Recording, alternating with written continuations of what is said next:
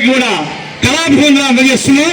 ఎందుకంటే అండి ప్రతి ఒక్కరు కూడా ఇక్కడ 4 మంచి విషయాలు మీ విలువైన సమయాన్ని ఇక్కడ కేటాయిస్తే 4 మంచి విషయాలు చెప్పి కార్యక్రమం ముగిద్దాం. ఎందుకంటే ముఖ్యంగా మనది భారతదేశం, మనం భారతీయులం.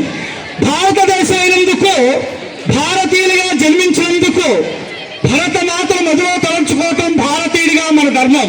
అందుకే ఎందుకంటే ఏ దేశం ఎగినా, ఎందుకు ఆలిగినా, ఏ పీఠం ఎక్కినా, ఎవరేమన్నా పగడరా నీ తల్లి భూమి భారతిని, నిలపరా నీ జాతి నిండు గౌరవాన్ని అన్నారు.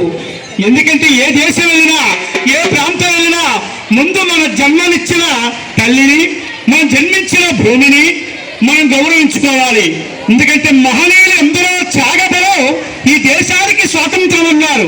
అందుకే స్వాతంత్రపు సమర యోధులందరికీ వందనం, స్వరాజ్యాన్ని సాధించిన ధీరులకు అభివందనం.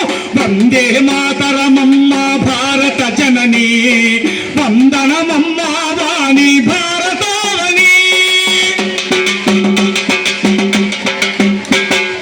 అహింసయే పరమ ధర్మమని చాటెను గాంధీజీ, అహింసయే పరమ ధర్మమని చాటెను గాంధీజీ. ఆశయాలు సాధించే గాంధేయులం మేము, ఆశయాలు సాధించే గాంధేయులం.